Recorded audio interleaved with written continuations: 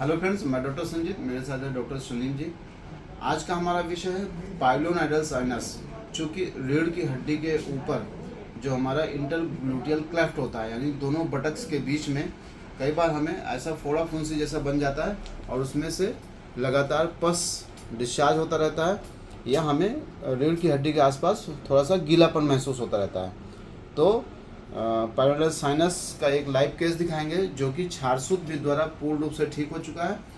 सबसे पहले pilonidal sinus में परिभाषा क्या होती है, इसकी डायग्नोसिस कैसे बनाते हैं और इसमें छारसूत्र कैसे लाइगेट करते हैं और कैसे ये बहुत ही ईजिली धीरे धीरे ठीक हो जाता है।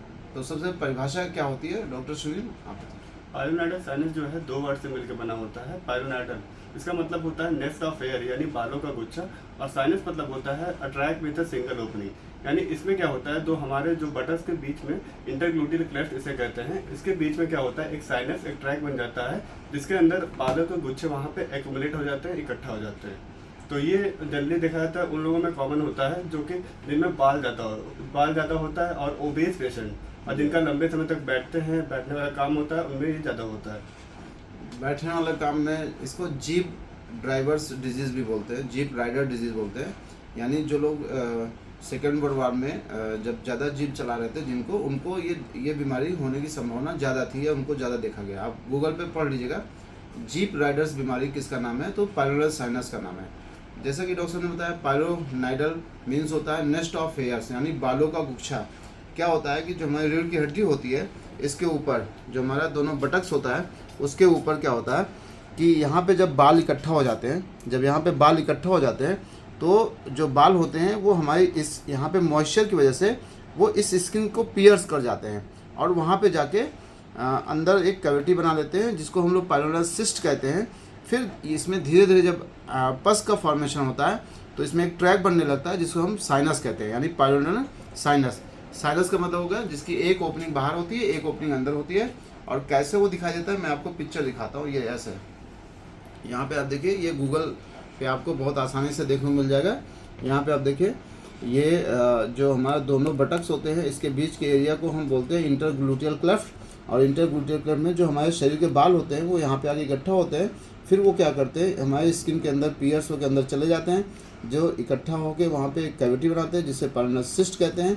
जब इसमें पस इकट्ठा हो जाता है तो जब इसमें एक ट्रैक बनने लगता है उसको हम पाइलोनाइडल साइनस कहते हैं। तो अब ये हो गया बीमारी। सबसे पहले कोई भी बीमारी होती है तो उसका हमें जांच करानी जरूरी होती है। तो पाइलोनाइडल साइनस में सबसे जो बेस्ट जांच होती है वो होती है MRI साइनोग्राम। और भी बहुत सारी जांचें होती है, लेकिन ये सबसे बेस्ट जांच होती है क्योंकि ये जो सॉफ्ट टिश्यू के अंदर अगर कोई इन्फ्लेमेटरी प्रोसेस चल रहा है या कोई बीमारी चल रही है तो MRI फिशोग्राम सबसे बेस्ट तरीका होता है उसको डायग्नोस कराने में। उसके बाद डायग्नोस में जैसे हम MRI कराएंगे तो देखिए ऐसे कुछ रिपोर्ट बनती है। जैसे मैं आपको एक केस दिखा रहा हूँ, इसमें कुछ ऐसे रिपोर्ट बनती है। एक मिनट, तो आप देख सकते हैं ऐसे कुछ रिपोर्ट आती है जैसे हम आपको दिखा रहे हैं। देखिए इसमें लास्ट में इंप्रेशन में लिखा हुआ है पाइलोनाइडल साइनस।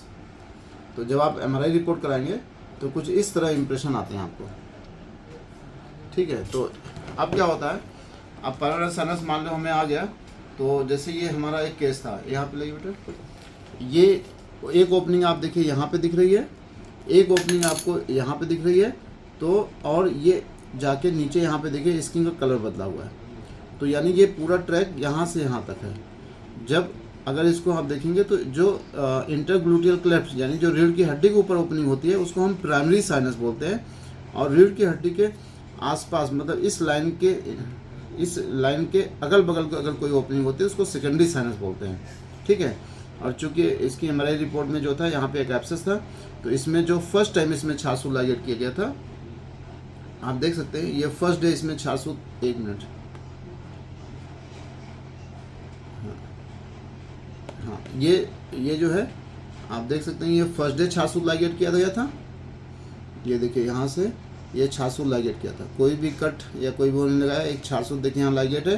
फिर धीरे धीरे क्या होता है, जब छारसूत्र से ये ट्रैक करता है, देखिए यहाँ से यहाँ तक पूरा हील हो गया, इसमें कोई भी टिश्यू को यहाँ से रिमूव नहीं किया जाता है। और फिर फाइनली जो है आप देख सकते हैं ये पूरा ट्रैक यहाँ से देखिए ये पूरा हील हो गया। तो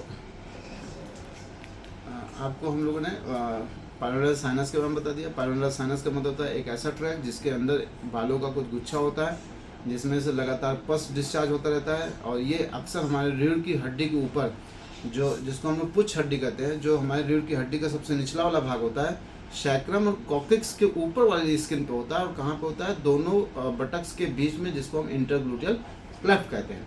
इसकी रिपोर्ट्स जो करानी होती है वो सबसे बेस्ट होती है एमआरआई फिस्टोग्राम या एमआरआई साइनोग्राम इसका नाम है। उसके बाद जो है हर हफ्ते इसमें 600 बदला जाता है। और इसमें सबसे इम्पोर्टेंट चीज़ क्या होता है कि इसको सही करने के, जैसे मान लीजिए ये ट्रैक था, तो जब इसमें 600 पड़ जाता है तो ऐसे ही सिरिंज में कैथेटर लगा के या डायरेक्ट सिरिंज से हमें इस फिस्टुला ट्रैक को साफ़ करना होता है। ऐसे हम यहाँ पे पानी डालते हैं, जितना ज़्यादा इस ट्रैक को साफ़ करेंगे उतना अच्छे से ये ठीक हो जाता है। इसमें दोबारा होने की संभावना कम हो जाती है, पस कम बनता है, पेन नहीं होता है। आप नेक्स्ट डे से 5 किलोमीटर तक पैदल चलिए या दौड़िए, आपको इसमें ज़्यादा पेन नहीं फील होगा। और इस बीमारी का इलाज में 600 लाइगेशन के बाद सबसे ज़रूरी होता है इसकी क्लीनिंग और इसकी साफ़ सफाई, यानी जो हम लोग इस फिस्टुला ट्रैक को साफ़ करने के लिए बताते हैं। Thank you.